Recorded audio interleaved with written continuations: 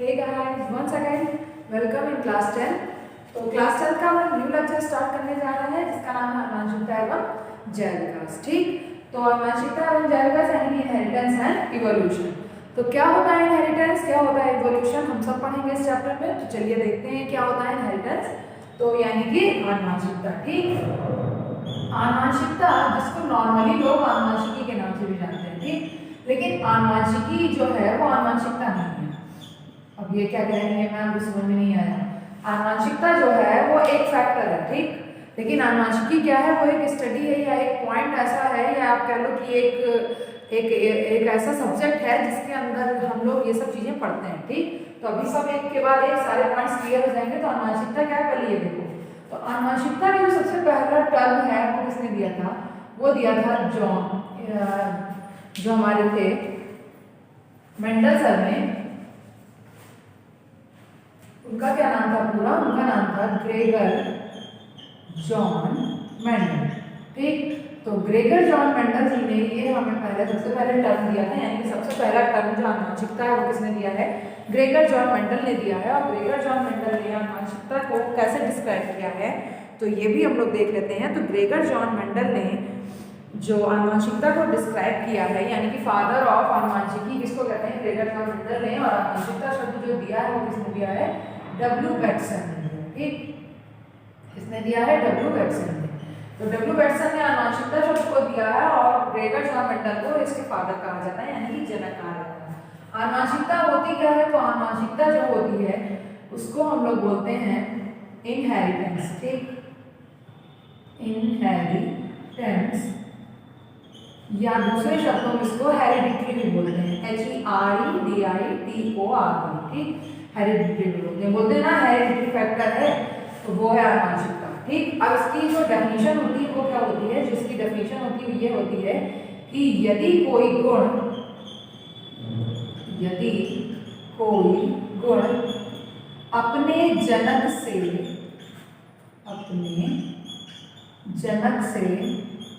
उसकी भावी पीढ़ी में, उसकी भावी पीढ़ी का मतलब उसके आगे आने वाली जो पीढ़ियां हैं, भावी पीढ़ी में एकांतर हो रहा है,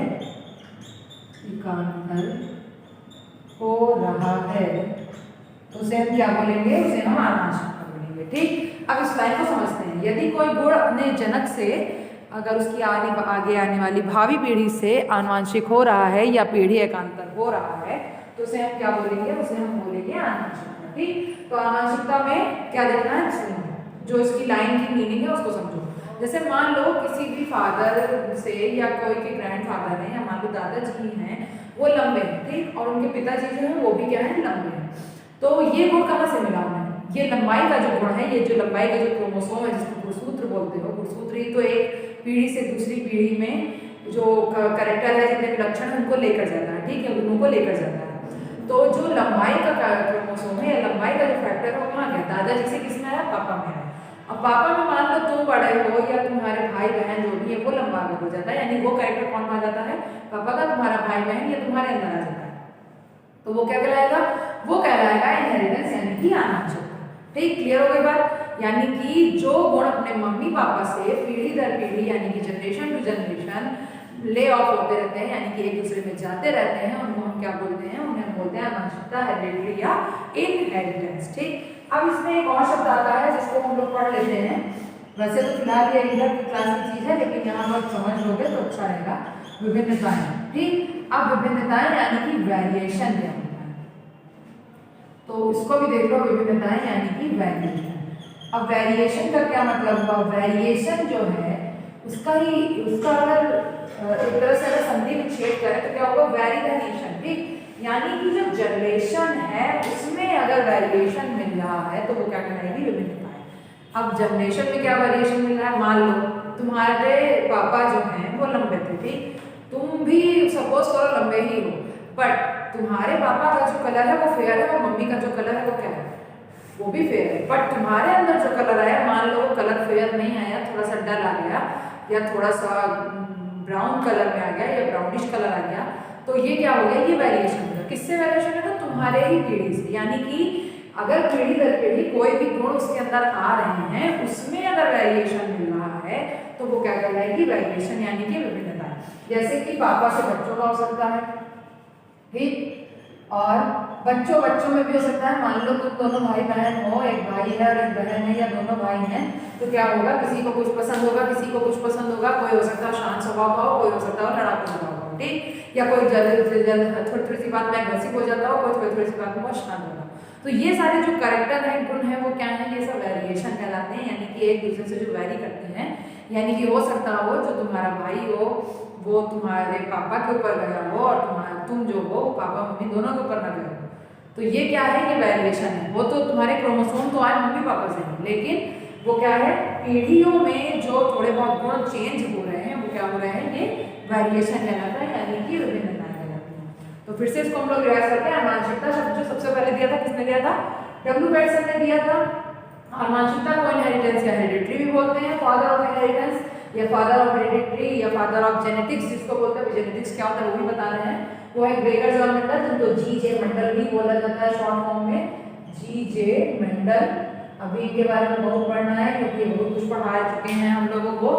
फिर आनुवंशिकता की डेफिनेशन क्या है, यदि कोई गुण अपने जनक से उसी भावी पीढ़ी में अंतर हो रहा हो तो उसे आनुवंशिकता कहते हैं। भावी पीढ़ी का मतलब ये है कि जो generation 1 generation to second generation में जितनी भी पीढ़ियां आ रही हैं, उनके अंदर जो गुण कैरेक्टर जो है वो अगर एक के बाद एक के बाद एक अल्टरनेट हो रहे हैं तो वो क्या बोला जाएगा, उसे आनुवंशिकता कहा जाएगा, ठीक। ये वही बात इसकी। अब हम लोग आनुवंशिकता की जो स्टडी करते हैं, यानी कि स्टडी ऑफ आनुवंशिकता, वो क्या कहलाती है, तो उसको हम लोग बोलते हैं जेनेटिक्स। क्या बोलते हैं हम लोग, जेनेटिक्स, ठीक। आनुवंशिकी जिसको बोलते हैं हम लोग, आनुवंशिकी। तो ये हो गया हमारा क्या, जेनेटिक्स। यानी कि father of genetics is Gregor John Mendel and genetics is the study of the inheritance और हेरिडिटरी, ठीक। तो ये सारी चीजें हो गई, आनुवंशिकी हो गया और जेनेटिक्स हो गया। जेनेटिक्स को उनकी जो स्टडी होती है, यानी कि जेनेटिक्स क्या है, स्टडी ऑफ इनहेरिटेंस और हेरिडिटरी। सो इसको जेनेटिक्स बोलते हैं और जेनेटिक्स की जो हिंदी मीनिंग है वो क्या है, आनुवंशिकी। क्या है, आनुवंशिकी, ठीक। तो ये हो गया। अब हम लोग इसके आगे पढ़ने जा रहे हैं कि जो आनुवंशिकी का इन्होंने जो टर्म दिया, उसके अलावा भी ऐसी कौन कौन सी चीज़ें थी जो आनुवंशिकी के बारे में बताती हैं। और दूसरी चीज़ें हम लोगों को ये देखना है कि आनुवंशिकी जो है तो इसकी डेफिनेशन हो गई, फिर आनुवंशिकी के लक्षणों को लेते हुए इन्होंने कौन कौन से प्रयोग किए, यानी कौन कौन से एक्सपेरिमेंट किए। तो ये सबसे इम्पॉर्टेंट टॉपिक है क्लास 10th का। तो चलो देखते हैं क्या है कि इन्होंने कौन कौन से प्रयोग किए हैं।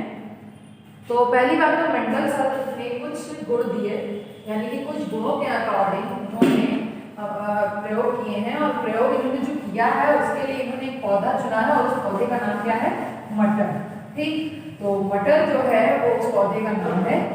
तो मटर जो है उस पौधे में, मटर में कौन कौन से ऐसे गुण दिखाई दिए, जो मटर के पौधे में ऐसे कौन कौन से गुण दिखे जो एक दूसरे को प्रभावी बनाते हैं और अप्रभावी बनाते हैं, ठीक। तो प्रभावी और अप्रभावी क्या होता है, पहले इसको समझना जरूरी है।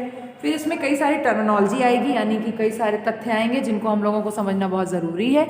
तो अगर हम लोगों को समझना है तो चलो देखते हैं कि कैसे हम लोग टर्मिनोलॉजी को देखते हैं कि क्या है। तो चलो सब लोग पहले टर्मिनोलॉजी देखते हैं और इन्होंने कौन कौन सी चीज़ें ली हैं तो वो भी देख लेते हैं, ठीक। तो इन्होंने हमने बताया कि मटर का पौधा लिया, इन्होंने जी.जे. मेंडल ने, यानी कि ग्रेगर जॉन मेंडल ने मटर का पौधा लिया, मटर के पौधे पर ही अपने सारे प्रयोगों को किया।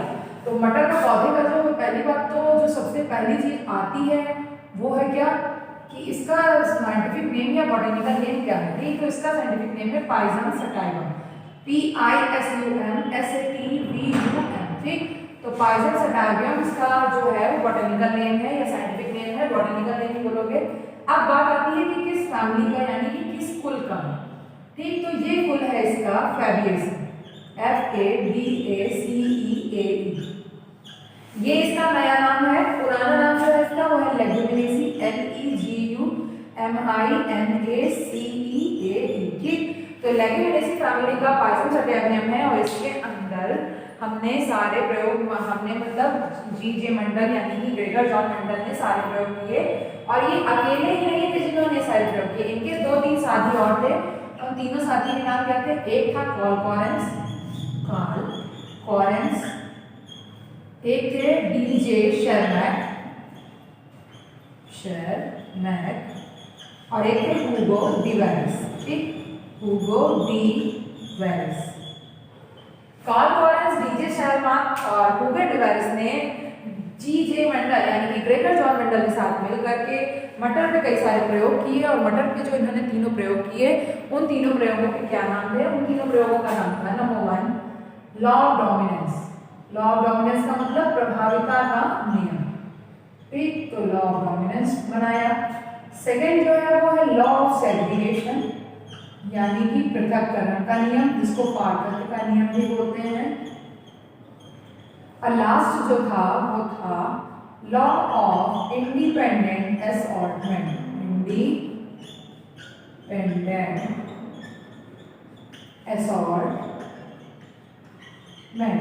ठीक, तो लॉ ऑफ इंडिपेंडेंट असॉर्टमेंट की हिंदी होती है स्वतंत्र अपव्यूहन का नियम।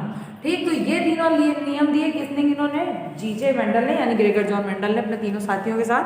कार्ल कॉरेंस थे, डीजे शेरमैक थे और हुगो डी वेरिस थे। उन तीनों के साथ मिलकर के इन्होंने 3 नियम दिया, और उन तीनों नियम के नाम क्या थे? लॉ ऑफ डोमिनेंस यानी कि प्रभाविता का नियम, लॉ ऑफ सेग्रीगेशन यानी कि पृथक्करण का नियम, जिसको पार्थक्य का नियम भी बोलते हैं, और इसका एक दूसरा नाम भी है जिसको बोलते हैं law of purity of gamete. Law of purity of gamete. Purity of gamete का मतलब युग्मक की शुद्धता का नियम। ठीक, प्योरिटी ऑफ गैमीट। और थर्ड लॉ था लॉ ऑफ इंडिपेंडेंट असॉर्टमेंट या रीमिक्सिंग लॉ भी बोलते हैं इसको। क्या बोलते हैं? Remixing law. ठीक, तो ये हमारे तीनों नियम हो गए। अब हम लोग बात करते हैं अपने टर्मिनोलॉजीज के बारे में, यानी कि क्या क्या होती है टर्मिनोलॉजीज जो इसमें यूज़ होने वाली है। तो पहले हम लोग उसको समझ लें, फिर हम उसके बाद समझते हैं कि क्या होता है, सारे नियम क्या होते हैं। ठीक है, तो आई होप कि आप लोगों को समझ में आ गया होगा। हम उसको रेस कर देते हैं। तो मटर के पौधे का क्या नाम है? मटर के पौधे का नाम है बाइसेटेरियम। किस फैमिली का है? लेगुमिनेसी यानी कि फैबुलेसी फैमिली का है। और फैबुलेसी फैमिली के होने के साथ साथ किसके ऊपर प्रयोग किया गया है? तो प्रयोग किया गया है मटर के पौधे पर। और मटर के पौधे पर ही क्यों प्रयोग किया गया है ये भी बताना भी बाकी है, लेकिन उसके पहले हम सारी टर्मिनोलॉजीज क्लियर कर लेंगे। फिर हम बताएंगे कि मटर के पौधे को भी क्यों लिया और उसके ऊपर ही प्रयोग क्यों किया गया। ठीक, तो चलिए अभी हम लोग देखने जा रहे थे टर्मिनोलॉजीज यानी कि जितने भी तत्व हैं। ठीक, सबसे पहली टर्मिनोलॉजी आप लोगों को एलील पढ़नी है। ठीक, जिसको हम लोग एलीलोमॉर्फ भी बोलते हैं। क्या बोलते हैं? एलीलोमॉर्फ।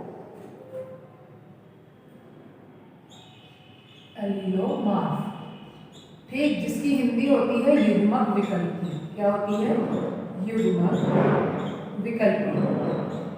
ठीक, सेकंड जो टर्मिनोलॉजी पढ़नी है वो है जीन, यानी कि जीन क्या होता है। तो जीन क्या है वो भी पढ़ना है हम लोगों को। थर्ड टर्मिनोलॉजी जो हम लोगों को पढ़नी है वो पढ़नी है हेटेरोजाइगस। और फोर्थ जो पढ़नी है वो है होमोजाइगस। ठीक, तो हेटेरोजाइगस की हिंदी होती है विषम युग्मकी। विषम युग्मकी। और होमोजाइगस की होती है समयुग्मकी। ठीक, तो अब हम लोग समझ लेते हैं सारी टर्मिनोलॉजीज। ठीक, व्हाट इज द एलीलोमॉर्फ? एलील यानी कि एलील क्या है या युग्मक विकल्पी क्या है। ठीक, तो युग्मक विकल्पी क्या है? अभी जब हम लोग इसमें पढ़ेंगे तो क्या होगा, हम लोग जीन लेंगे। ठीक, जीन जो होगा वो क्या होता है, पहले तो हम लोग जीन ही समझ लेते हैं। जीन जो होता है वो क्रोमोसोम में पाए जाते हैं। क्रोमोसोम यानी कि गुणसूत्र में पाया जाता है। ये हमारा क्रोमोसोम इस तरह से बनता है। 9th क्लास में आप लोगों ने पढ़ा होगा, नहीं है तो हमारा एक लेक्चर है उसको भी आप देख सकते हो। इसके उसमें क्या पाया जाता है? डीएनए पाया जाता है। ठीक, और डीएनए जो होता है वो क्या करता है? रेप्लिकेशन का काम करता है, यानी कि रेप्लिकेट होकर के एक कैरेक्टर को दूसरे कैरेक्टर में, एक स्थिति को दूसरे कैरेक्टर में जाता है। इसी डीएनए को हम लोग क्या कहते हैं? जीन। यानी कि a small segment of DNA is known as gene. Gene की अभी तक कोई वास्तविक परिभाषा नहीं हुई है, यानी कि क्रोमोसोम में पाया जाने वाला एक ऐसा पदार्थ जो हमारे लक्षणों को एक पीढ़ी से दूसरी पीढ़ी में ले जाता है, वो क्या कहलाता है? जीन कहलाता है। ठीक, अब क्या है एलील? एलील का क्या मतलब है? जैसे मान लो हमारे पास अभी लिखा हुआ है ये, ठीक, तो ये क्या है? ये दोनों हमारे मिलकर के क्या बनाएंगे? ये बनाएंगे हमारे जीन। ठीक, लेकिन अगर हम इन दोनों के अलग अलग की बात करें, ये दोनों अलग अलग की बात करें, जैसे मान लो हमारे अंदर क्रोमोसोम ही तो है ये, XY क्रोमोसोम मेल का और XX क्रोमोसोम फीमेल का। ठीक, तो XX क्रोमोसोम ये दोनों क्या है? ये हमारा एक जीन है, ये हमारा क्या है? एक जीन है। लेकिन अगर हम ओनली X की बात करें, ओनली Y की बात करें, इसमें ओनली X की, उसमें ओनली X की, तो ये दोनों क्या हो जाएंगे? दैट इज द एलील, यानी कि इसको तो हम बोलेंगे युग्मक विकल्प। सीधी सी बात, एक जीन में दो एलील उपस्थित होते हैं और दो एलील मिलकर के एक जीन बनाते हैं। ये बात बिल्कुल बिठा लो दिमाग में, यानी कि ये दोनों की जब अलग अलग हम बात करेंगे तो क्या बोले जाएंगे? ये दोनों एलील। लेकिन इन दोनों को जब हम कंबाइंड फॉर्म में बोलेंगे तभी क्या बोले जाएंगे? जीन। ठीक, तो ये हो गई बात हमारी जीन और एलील। क्या वो आप लोगों को बहुत अच्छे से समझ में आया। अब now next thing, the third terminology is the heterozygous. So what is the heterozygous? Heterozygous, suppose that, यही एग्जांपल ले लेते हैं हम लोग XY and XX। ठीक, इसमें क्या देख रहे हो? ये क्रोमोसोम, यानी ये क्रोमोसोम है, तो क्रोमोसोम भी जान गए हो, एलील भी जान गए हो। तो जो ये दोनों एलील हैं, ये दोनों क्या है? ये दोनों एलील एक दूसरे से अलग है, यानी कि एक X और एक Y है। लेकिन ये दोनों एलील क्या है? ये दोनों एलील तो सेम है, यानी कि एक X और दूसरा भी X है। तो यानी कि ये सिचुएशन जो सेम अगर क्रोमोसोम है, यानी सेम जीन है, एक जीन में दोनों एलील सेम है, that is the condition is form हो जाएगा समयुग्मक। But in case both allele are different, यानी कि X and Y this type situation occur, that the phenomenon is known as heterozygous. So allele gene homozygous and heterozygous आपको पूरी तरह से clear हो चुका होगा। नेक्स्ट टाइम में हम बात करते हैं मटर के पौधे को मेंडल जी ने क्यों लिया अपने प्रयोग में, क्या क्या रीजन थे उसके, क्यों उसे ही लिया, किसी और पौधे को क्यों नहीं लिया, उसके कौन से गुण ऐसे हैं जो डोमिनेंट है यानी प्रभावी, और कौन से ऐसे गुण हैं जो उसके रिसेसिव है। फिर हम लोग उसके तीनों नियम के बारे में बात करेंगे। तो आप लोगों को ये लेक्चर बहुत अच्छे से समझ में आया होगा, तो कमेंट करके जरूर बताइएगा। और अगर चैनल अच्छा लगा होगा या लेक्चर अच्छा लगा होगा तो चैनल को लाइक और सब्सक्राइब जरूर करिएगा। Thank you.